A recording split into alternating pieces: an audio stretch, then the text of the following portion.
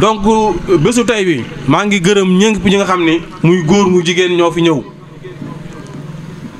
parce que jot amul donc laay wax na ko sax mais ngeen bàyyi seen yite ñëw vraiment maa leen di sant li soxal jotaay bi nag tey du dara lu dul man ku ma xam na ni doon naa liggéey Siré Dia te it ñëpp xam nañ ni liggéey bi defe naa ni war na mat sax juróom-ñaari at ñu koy liggéeyal pour mu jàppale moom président Macky Sall mais li ñu ànd ak moom lépp yéen bu fekkee man li may wax amul mën na ngeen ñëw ne waxu dëgg mais tey ku xool suñu koñ xam ni àndandoo boobu amul ci njëriñ même su fekkee def na boo defee évaluation bi day mel ni def fi dara ñun aussi dañ naan jël ci lu ñu mën di ko def sans les moyens mosu ñoo jox moyens xam ngeen dara donc loolu la ñu wax ne comme ñun yëguñu Wolof Njaay nee na pesum borom moo koy faj moo koy fayu donc ñun dañoo décider jóge APR maanaam anatuñu ak Siré Dia li ñuy décider tey nii ñu toog muy tey bés bi mooy dañuy dem jàppale son excellence Hadjibou Soumaré jàppale boobu nag su fekkee yàlla dogal na antu na ñu ngi koy gërëmee kii toog di Pape Alioune Diallo moom mi nga xam ne mooy directeur cadre yi coalition Hadjibou 2019 dama ne woon sax damay bàyyi politique mais moom woo na ma expliqué ma loo xam ne man doy na ma parce que ku xam Hadjibou son excellence xam ne nitu nguur la yàgg na ci nguur te ñun yi dama ñu pour rek am sunu dara def sunu poste defe naa Siré Sonor bu mu amee ba léegi mën naa lim yi nga xam ne manqué na fi yéen gën ngeen xam am case de santé manqué na fi benn école élémentaire la ñu am mënut sax contenir yi nga xam ni élèves yi ñoom ñu fay war a bëgg a jàngale donc li fi manqué boo ko noonu lim du jeex chômage bi bari na tey bu ñu waxee liggéey rek yàlla ngeen baal ma Jakarta la ñuy wax te dafay war a jóg donc jeunesse bi dañ leen war a jox seen wàll mais boo xoolee ni muy demee nga xam ni am na ñoo xamante ni dañ leen teg de côté te ñun ñoo leen di fal donc ñu ma xam ne nag Hadjibou ku ko xam dëkk Thiès nekk koo xam ne yàgg na ci nguur gi ku ko jàppale vraiment ñun nañ ci gis suñu bopp waaw donc waxoon naa ko dinaa ci gërëm moom mi Pape Alioune Diallo mi nga xam ni du guddi du bëccëg da cay sonn di ma woo di ma expliquer ba finalement mu convaincre ma jël li ma am même bu doon ñaari nit wala ñett nit ak mouvement bi nga xam ne ci laa nekkoon secrétaire administratif ñi ma wóolu ñu ngi fi ñoom ñëpp dañuy jël bokk àndandoo bokk joxante loxo dem jàppale son excellence Hadjibou Soumaré ba bu ëllëgee ñu xam ni fal nañ koo xamante ni moo jara fal nañ koo xam ni doomu Thiès la comme ñun waaw. donc waxoon naa ko du len loo xamante ni sunu intérêt lañ ci jiital li ma sonal koñ ba xam ngeen ko problème yi fi nekk la boo gisee Thiès sunu commissaire aliment de Thiès problème yi fi nekk dafa bari te ñun ñoo ko war a saafara kenn warul ñëw fële li ñu saafara mais dañoo gis ni léegi nguur gi fi nekk dañoo jox ñoo xam ne ay ndomba tànk jox leen doole mais utiliser wuñ ko pour jaay doole lañ koy def ak aussi comme li ñu wax ngeen baal ma comme moom tukulóor sax ne da ko bandum seen mbokk rek ñoom ñoo ci gis seen bopp te loolu dafa war a jeex. ñi yaakaar bu fekkee dañuy jëm ci saafara dañ leen di bàyyi te aussi ñun ëllëg si biir dañuy am ay contre maanaam résultat yoo xamante ni yéen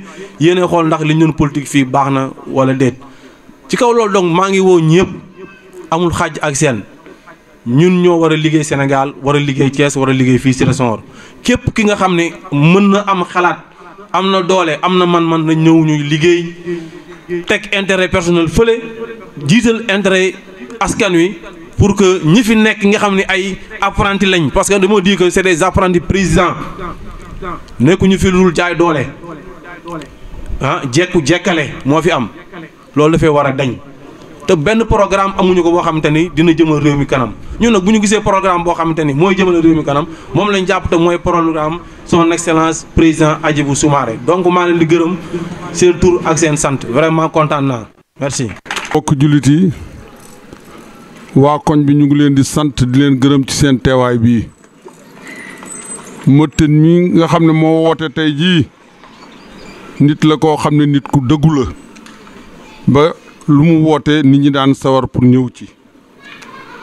Pape Alioune Diallo mii nga xam ne moo fi teewal Hadjibou Soumaré dañ koy xoolee Hadjibou Soumaré Hadjibou nag bi ma koy xam presque nun tout tànk la ñu woon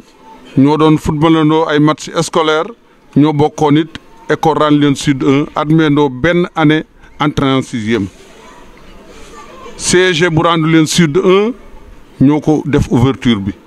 ma xam ko ba nëga ni na meloon ba tey jii changé wul nit démbam ba nëga ni da leen a jël teg leen ci wetam man mii su ma yëkkatee sama téléphone su ma koy woo mu yëkkati téléphone am daan may wuyu kon nag loolu yëg-yëg la Pape Alioune Diallo ñu ngi lay xamal ne ñii fi teew ay qualité nit lañu bu ne lee waaw waaw la bu ne lee déet nag déet la kii nga àndal muy Motin mi nit ku nu jox cër la ci koñ bi lépp lu mu ànd bu soobee yàlla nun ñëpp ànd nañ ci ak doole ñu ngi leen di ñaanal lii ngeen xam ne moom ngeen nisal yàlla defal leen ci ay ndam yu yaatu man mii nag dama fi teewal fi mag ñi nga xam ne ñu nga ca jumaa ja ci turu jumaa ji laa fi ñëwee kon nag ñu ngi leen di ñaanal lii ngeen sumb yàlla defal leen ci ndam yu ngeen amul nga xam ne dana wees seen njort sant nañ leen gërëm nañ leen bu baax a baax. mbooloo mi yéen ñëpp maa leen nuyu seen tur ak seen sant bu ngeen gisee suñu teewaay bi nag dana leen xaw a jaaxal ndax ñun ay at ñu ngi ci Siré Dia moom xam na ko ñoo ci bokkoon na ci Siré Dia mais Tine dafa dëgg-dëgg goo xam ne lépp lu ñu woo rek ñun dañ ko ciy wisi parce que biñ nekkee ak Siré Dia ba léegi mën naa ne gisuñu suñu bopp man Siré Senghor gépp laay waxal di góor du jigéen ñun dañoo bëgg rek ku ñu jàppale ñun tam nga jàppale ñu ne xam ne ñun Siré Senghor rek moo ñu ñor kenn ku ne am nga loo xam ne yaa ngi ci sant yàlla wutaloo sa bopp Siré Senghor rek moo ñu ñor Tine nag day nekk nit koo xam ne nii ma ko xam tey jii rek loolu laa ko xam ba ma ko xamee ba léegi nii la mel ci dëggu rek lañ ko xam ak fulla ak fayda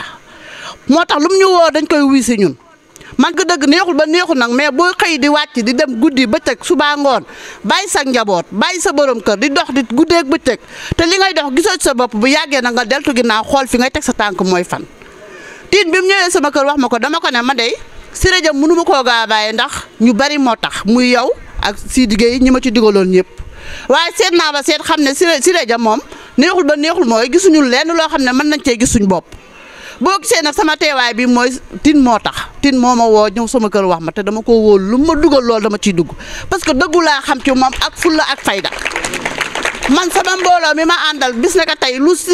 Tine woote dañ wuy si ci kàttanu yàlla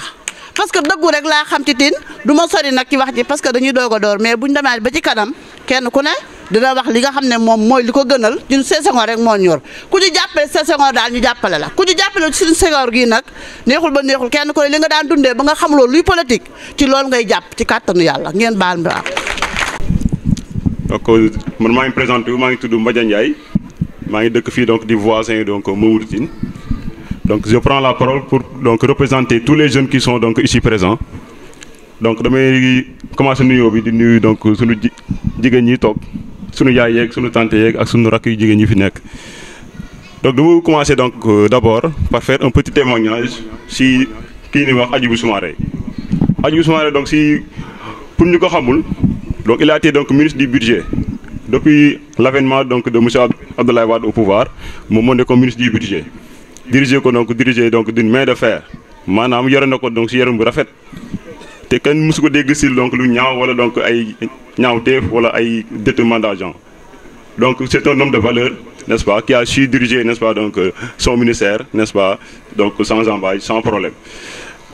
bu mu paree donc si ministère donc du budget il a été aussi président n'est-ce pas dans la commission de l'UEMOA si je me trompe pas n'est-ce pas oui avant donc d'être donc à l'UEMOA moom moo nekkoon premier ministre du Sénégal n'est-ce pas dirigé ko tamit si donc direction bu rafet n'est-ce pas après cela donc mu nekk donc à la commission de l'UEMOA mu dirigé ko aussi donc pendant quelques années te kenn mësu ko dégg donc si lu ñaaw wala donc si ay problèmes yoo xam ne aussi dina ko ñaawal donc muy quelque koo xam ne aussi jar na jàppale donc parce que am na valeur n'est-ce pas am na honnêteté Motin nag sunu mag la ñu ñëpp man moo ma yar man mën naa wax ne moo ma yar parce que depuis bu may nekk élève fii laa doon fréquenté ma ak moom mi may jox ay conseils yu rafet donc moom mën naa leen giñal ne nit ku baax la ku bëgg ko ñoom la ku bëgg ay rakam la waaw moom ko ñoom donc moo ko soxal te li mu def nii donc man tey dama see kontaan muy quelque chose n'est-ce pas donc de très courageux ni ku jógee donc si parti au pouvoir dem si parti opposition donc loolu yombul donc nu ngi siy gërëm di ko si sant di ko wax donc bon courage parce que donc si li mu nekk tamit métti na trop jërëjëf Moutine voilà te di wax tamit jeunes yi nu def ni moom parce que tamit jafe na donc ñuy gis ay jeunes yi donc yi nekk si pouvoir bi dem si opposition parce que gis nañ ne ñi topp ñi donc waa pouvoir bi yëpp la ma leen soxal mooy donc c'est interpersonnel na nga ko waxte dee te loolu laa bëgg donc mu jeex fii ñun jeunes yi danoo war a liggéey pour collectif et pas donc pour individuellement man loolu lay xeex chaque jour nekkuma nag si benn parti politique nag mosuma nekk si benn parti politique mais ku ma xam ne man damay dénoncer li ñuy wax injustice ak intérêt personnel nit ki donc booy seet da nga war a xel donc booy xool da ngay xool donc intérêt collectif loo xam ne mooy sa intérêt koñ donc mooy sa intérêt dëkk muy donc Sénégal gi ñu ko n'est-ce pas donc Moutine maa ngi lay gërëm di la sant di la wax bon courage ci li nga nekk et nous tam derrière toi et donc ñu ngi leen jàppale incha allah. ndax li tax ma kontaan mooy Moutine dafa def lu xamante ne nii mooy li Madia wax ku ne xam ne Macky Sall moom guddi yi ñu toll Thiès da koo soxal ay milliards mën na ko fi dugal pour mën a gagner Thiès mais ñun tamit war nañoo mën a fexe ba bu ñuy jël dëkk bi di ko jox nit nañ ko jox ci koo xamante ne nii Thiès dina ko soxal Macky Sall Thiès a ko soxal mais ñun Thiès moo ñu soxal. waruñu yëkkati suñuy carte di ko jox koo xamante ne buñ ko joxee bu mbiri paasee mu fàtte la man loolu laa bëgg gars yi bàyyi ko xel ndax ku ne xam na ne Macky Sall bu ko leeroon na Thiès gii am na fi dara du fi xëpp xaalis mais xam na ne amu fi dara kenn faalewu ko yàq dëkk bi ba pare bëgg jël ay milliards di ko xëpp ay nit pour waa Thiès fal ko ñun nag ku ne xam ne Thiès moom dañoo am fulla dañoo am fayda ñun doxuñ ci yooyu Hadjibou Soumaré nag man miinuma ko mais Madia li mu wax man dal na sama xel ndax sama jàng soriwul te pourtant mën naa ne politique moom li ma koy suivre sax bariwul mais kii sama rakk la dañoo bokk benn papa ma respecté ko nag jox ko cër boo xamante ne nii peut-être mën naa ne joxuma ko sax ñi ma bokkal ndey ak baay fullaam ak faydaam moo tax loolu am dama ko rus torop tuddee ko sama taaw kon ku ma bëgg la Moutine nekk koo xamante nii nag koñ bi lépp lu nit wax boo waxee rek boo geesoo gis Moutine lépp loo bëgg soo ba jan soo suñu xel ci Moutine lay njëkk a dem kon bu su wootee kenn warul taxaw sax di xaar ne wax na ma wala waxuma dañoo war a sul daal ñun ñëpp ñu ñëw man loolu moo ma dugal ci mbir yi ndax ba mu ñëwee wax ma dama ne ko Moutine yow lépp loo dugg suba ba gond jot man maa ngi ci gis ñi ma xam ak ñi ma yaakaar ne bu ma leen waxee dinañ ñëw ma wax leen ñu ñëw man loolu laa gëm ndax ci ASC bu ñuy wax Goney Cité laa nekkoon yoroon fa poste de responsabilité mais buñ mës a bëgg dara suñu xaalis mës a gasaf suñu gëstoo moom lañu njëkk a gis regroupement lépp mu jël ko def ko ci poche boppam kon kii ku jar a jàppale la te li tax ñu koy jàppale mooy dafa bëgg koñ bi te képp kum ñu indil nag pour ñu jàppale ñu suñu koñ dañuy ànd ak moom ci loolu te man xam naa ne koñ bi moo ko soxal kon nañ ko jàppale ngir koñ bi man loolu rek laa amoon ci li may wax wasalaam. asalaamaaleykum mbokki waa cité Senghor maa ngi leen di nuyu góor jigéen mag ndaw waaye ci loolu danañ ci ràññee ñi nga xam ne ñooy mag ñi nga xam ne ñoo fi teewal koñ bi ñu leen di delloo nuyoo di jëlaat nuyoo di leen ko jox pour ñu jottaleen ñu ko mag ñi nekk ci jumaa ji ñi nga xam ne ñoom ñoo leen fi yebal pour ñu représenter leen ñuy rafetlu seen kaddu yi ñu fi joxe léegi muy kaddu yu rafet yu sell mais kaddu yu dal xel tamit ci wàll yëpp nag ndax dañoo seede ci seen doom muy Mamadou Tine bi toog fii mais dañoo seede ci wàllu suñu leader muy Cheikh Hadjibou Soumaré ndax suñu père Sougou bu ñu waxee ne mook président ñoo amandoo entrée en 6e jàngandoo am seede yeneen yu mu wax yi nga xam ne raar na ci nit mooy moom ci boppam bés bu ko woowee téléphone da koy wuyu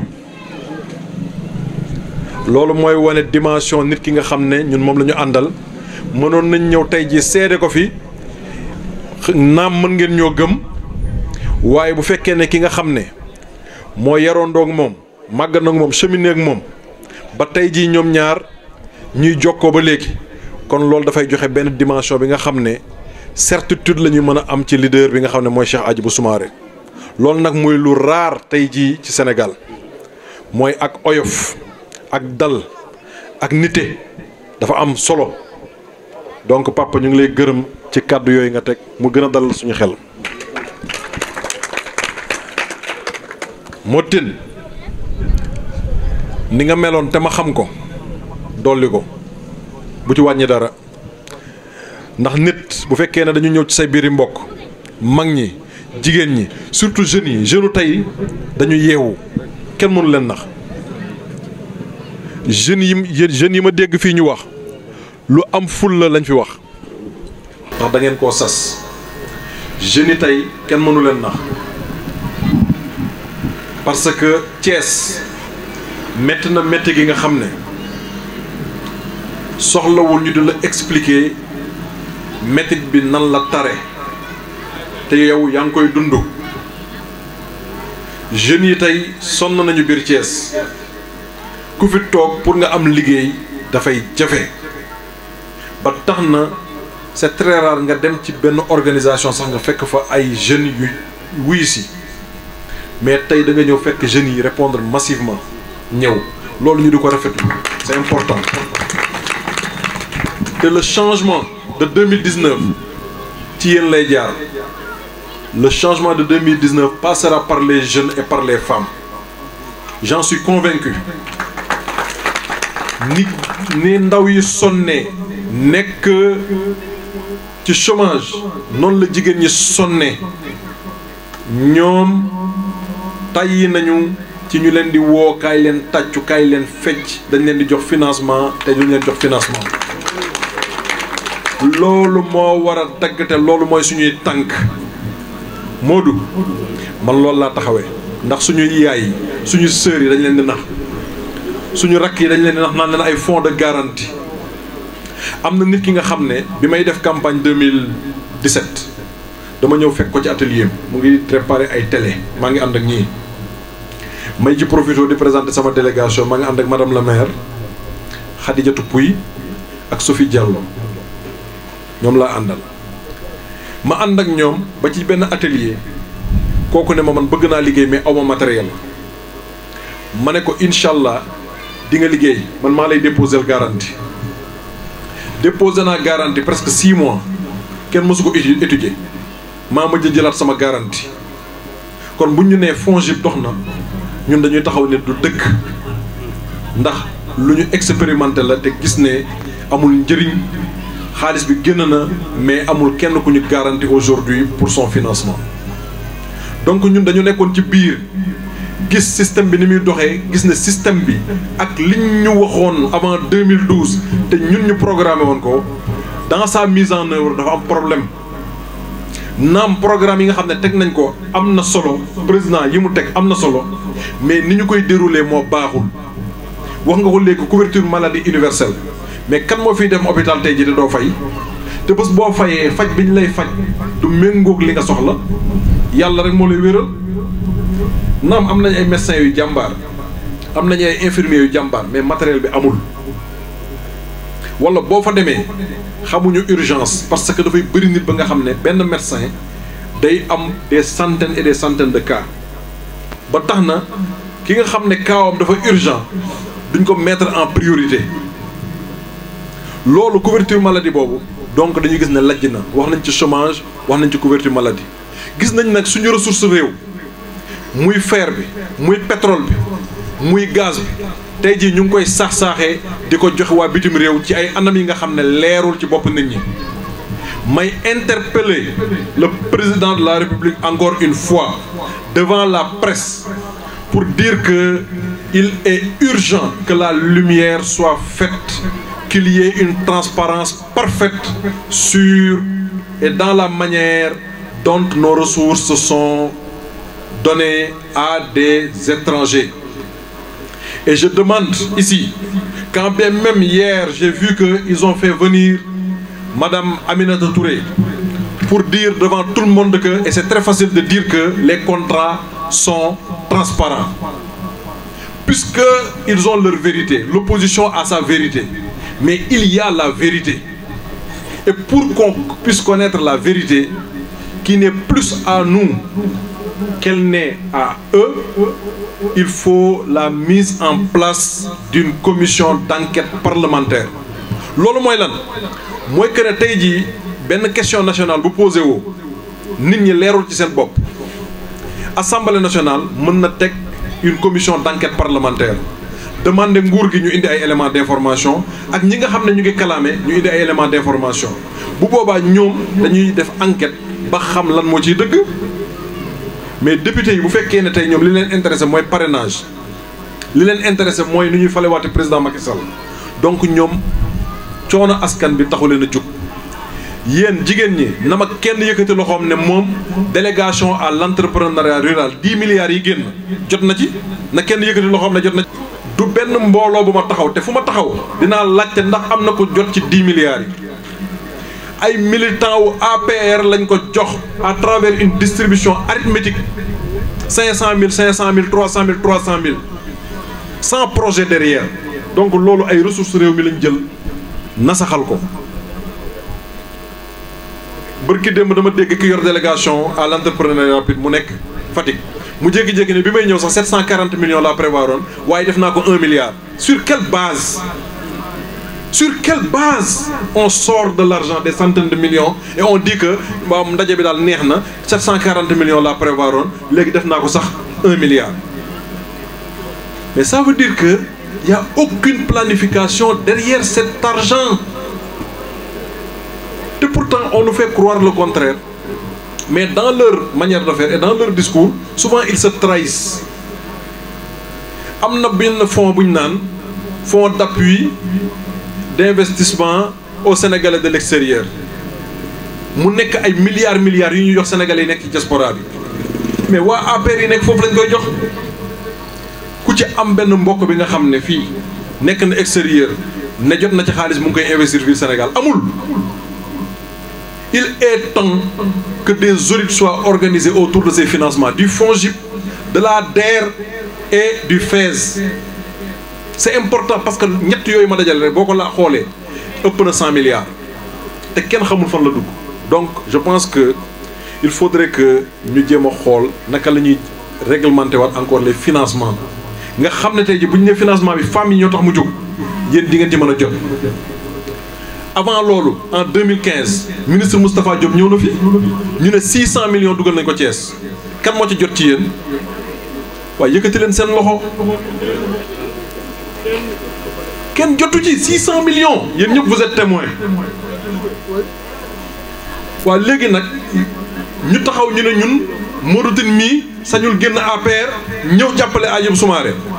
loolu la war a def te ku ci nekk ci yéen loolu la war a def. ñun kon nekkuñu fii di poser des problèmes personnels naan diw neex na ñoo diw neexuñu ñun dañoo wax ne juste gis nañ ne am na lu ñu programmé woon am na lu ñu waxoon mais defuñu ko. ma jox leen beneen woote nañ fi en 2014 pendant des jours ñu jël xaalisu askan bi mais loolu lu am njëriñ la mooy planification ñu ne dañuy def conseil des ministres décentralisé yéen ñëpp fekkee ngeen ko. ñu ne président Macky Sall daf fi ñëw ak gouvernement bi ñu def conseil des ministres ñu xool lan la Thiès soxla bi ñu ko évaluer 447 milliards la ñu ne dinañ ko def fii biir Thiès waaw léegi laaj leen Macky Sall lan la fi def depuis 2014 ci 447 milliards yooyu xam nga li may wax man dama ciy duut baaraam man du ma wax li nga xam ne bu ma fi génnee après. di ngeen ne Modou ñun xeeb nañ la danga ñoo woolu woon présenté ñu sa waa ji waaye sa waa ji bi mu fi ñëwee wax fi ay waxi ngelaw la wax man dama leen di wax li président ak nguuram wax poste dama ko jëlale poste dama ko jëlale parce que poste société bu toll ne poste FMI ñoo ko wax de nee nañ c'est un gouffre sans fin mooy maanaam poche bu bënn bi nga xam ne loo ci dugal day dem ci biir ci suuf waxuma ko de opposition waxu ko encore une fois ba nañuy gën naan ne dañuy désinformer FMI moo ko wax Fonds monétaire international le gendarme du monde le gendarme financier du monde moo ne la poste est naxe yéen pendant ce temps yéen a ngi dawal Jakarta chaque jour ñu dégg ne diw Jakarta moo xoññe na ko ñu yóbbu ko fële salle Jakarta bu nekk hôpital régional papa yaay booy bu leen seetaan loolu 100 000 francs wala 100 millions bu ñu la jox tey jarul ngeen mayaat Macky Sall 5 ans te Macky Sall 5 ans la waxante woon ak ñun ñu may ko mais ci diggante bi mu proposer un projet de référendum consulter peuple bi ne dafa soxla 7 ans ñu jox ko la mu prévoiroon ci 5 ans ñu may ko ci 7 ans te taxul mu def ko waaye yéen may nañ ko ba may ko temps naka temps mort ngeen di wax Macky may nañ ko mandat ba may ko temps mort ba may ko prolongation lan lay defati ci terrain bi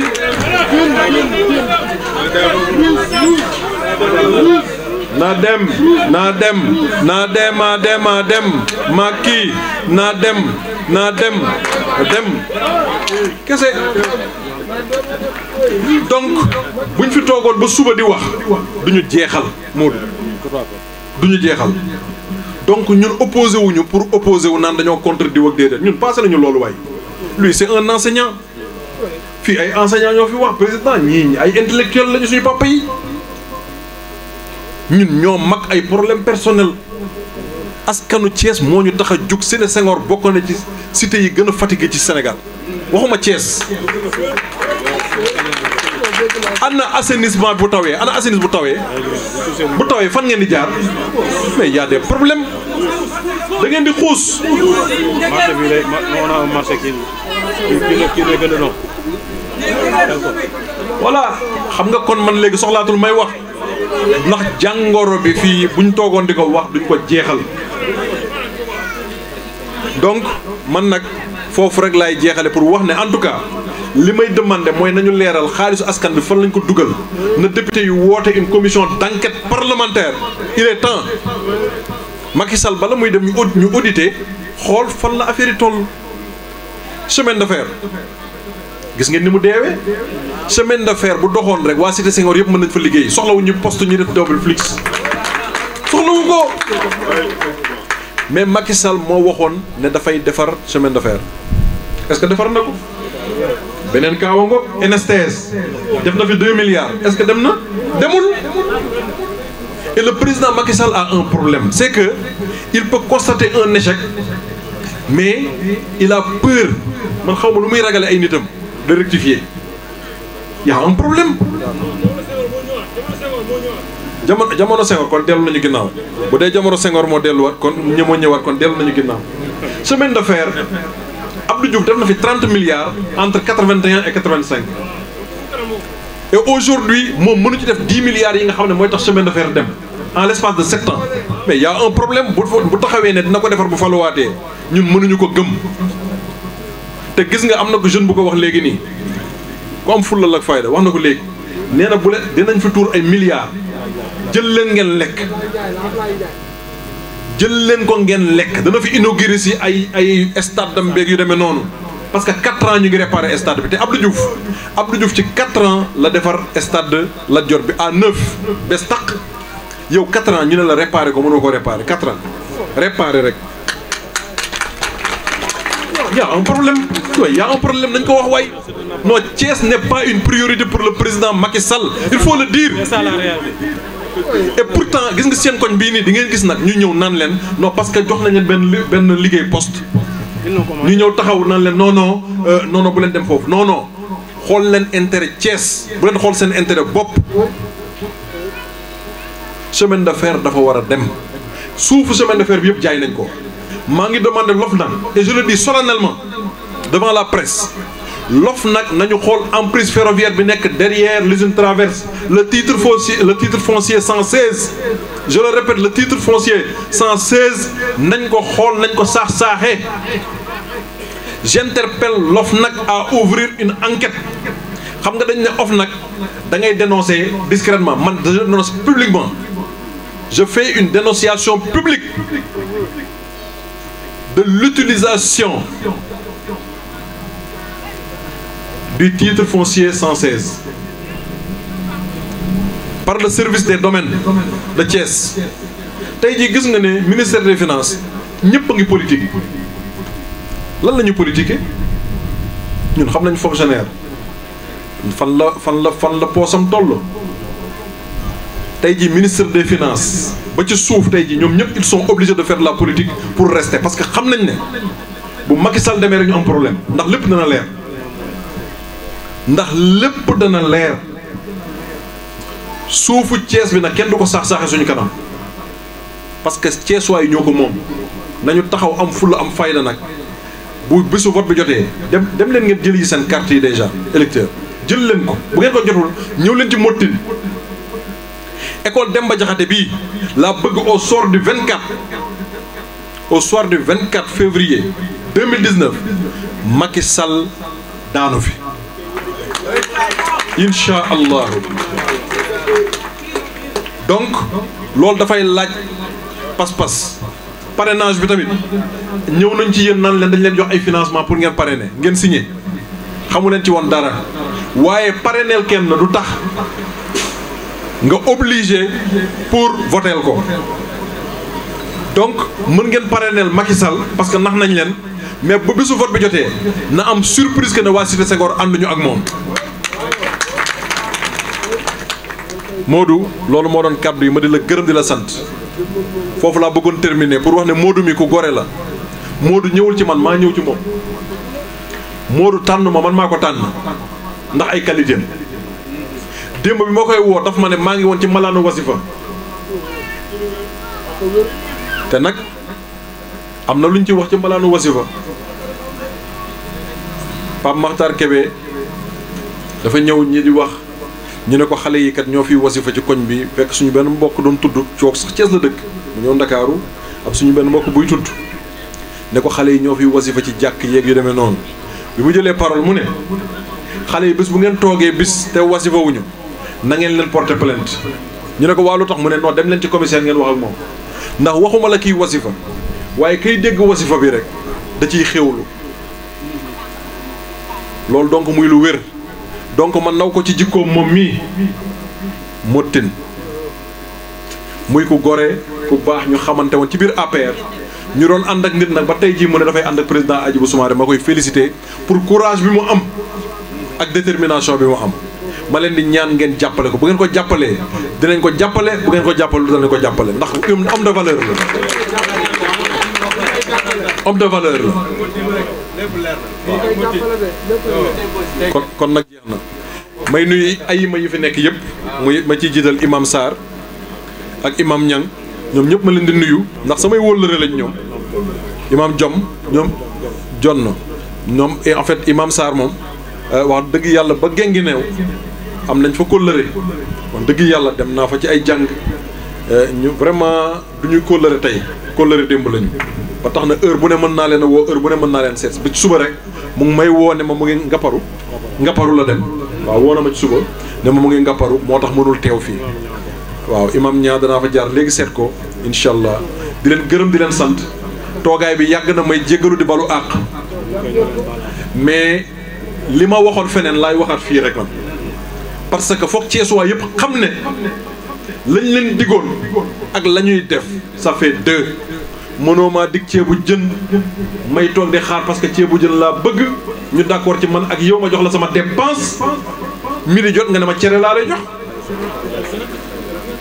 donc loolu le président Macky Sall def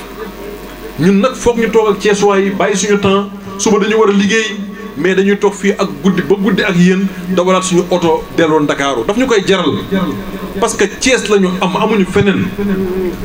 parce que doo nekk Thiessois amee fi entrée en sixième amee fi bac dem jàngi ji commencé di liggéey Dakar léegi lan ngay xaar ñu def la ci kees delloo si la Thiès bu boobaa suufu Thiès sax dalay gedd suufu Thiès dalay gedd waay dalay gedd. donc ñun Thiessois de tous bords les cadres maa ngi leen di woo cadres yi dañu war a jug taxaw xam ne Thiès ñoom rek la am et Thiès leur a tout donné Thiès jox na leen lépp tey jii ñoom ñoo war a delloo si Thiès mooy lan wane ne ah ñun kat fi ñuy ñibbi dafa dem weekend amul dara te ñun bi ñuy nekk xale dañoo gis ne Thiès dafa naatoon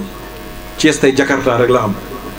Thiès tey usines yëpp tëj nañu lam-lam ICS mu ngay soox donc yooyu yëpp tey jii jeunes yi foofu la ñu amoon place pour liggéey fa donc na ngeen jóg ngeen jëli seen carte après ngeen voteel le président Hadjibou Soumaré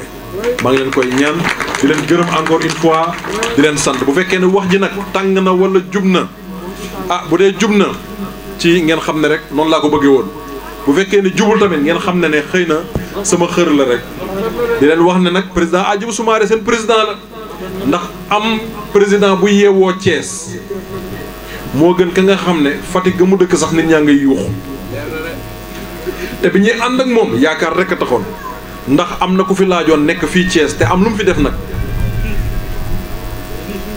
loo bañ Idriss Seck xam ne bëgg na Thiès am na lu mu def Thiès il a du mérite monsieur Idriss Seck am na lu mu def Thiès ba ñuy doon ànd ak président Macky Sall contre ñu ko woon dañu amoon yaakaar ci président Macky Sall ne li fi Idi def dana def double bi ak triple bi loolu kese taxoon ñu ànd ak moom waaw gannaaw moom la Idriss Seck jotoon a def mënul def sax 10e bi waaw mais kon dañ koy bàyyi seet feneen loolu moo waral ñu ànd ak président Hadjibou Soumaré du ma revenir sur notre frère le professeur représentant de l'UDEN li mu wax ci ay qualité am ak parcours am donc nit ku war a mën a redresser Sénégal ma leen di gërëm di leen sant encore une fois jërë ngeen jëf merci beaucoup. À Dieu, au Tout-Puissant, qui nous a donné vie et santé pour partager avec vous ce moment solennel. Permettez-moi également d'avoir une pensée pieuse envers mes parents et à toutes les personnes qui m'étaient chères. Puisse Allah leur accorder pardon et miséricorde. Je ne saurais débuter ce speech sans remercier celles ou ceux qui ont répondu présents à mon invitation, ou bien les personnes présentes, absentes autant pour moi, mais qui nous ont gratifié de prières pour la réussite de cet événement. Les mêmes remerciements vont aussi à l'endroit de M. Pape Alioune Diallo, ici présent, président des cadres de la coalition Hadjibou Soumaré 2019. Pour rappel, j'ai cheminé avec le directeur général de la Poste, Pape Sirédia, pour le compte de l'APR. Durant presque 7 ans de compagnonnage, le bilan n'est pas tout reluisant. Siré Senghor, par le biais du mouvement And Liggéeyal Sunu Gox, n'a pas tiré beaucoup de profit avec le directeur général. Conscient de la responsabilité que nous avons dans le quartier et des objectifs que nous nous sommes assignés, nous n'accepterons jamais d'être passifs, car la politique que nous menons est en corrélation aux problèmes dont souffrent les populations de Thiès en général et de Siré Senghor en particulier. À cet effet, et suite aux entretiens que nous avons eus avec M. Diallo, nous avons décidé à partir d'aujourd'hui de quitter l'APR pour rejoindre tout bonnement le parti de l'Espoir, Démocratie et République pour l'élection de son Excellence Hadjibou Soumaré au soir des joutes électorales de 2019. Sans démagogie aucune, l'espoir est vraiment permis avec le président Hadjibou. Imbu de sens de la République et digne fils de Thiès, nous invitons donc toutes les forces vives de la nation à venir travailler avec la coalition Hadjibou 2019 pour que le Sénégal, notre chère nation, se débarrasse des gouvernants dictateurs et sans programme de développement. Merci de votre attention.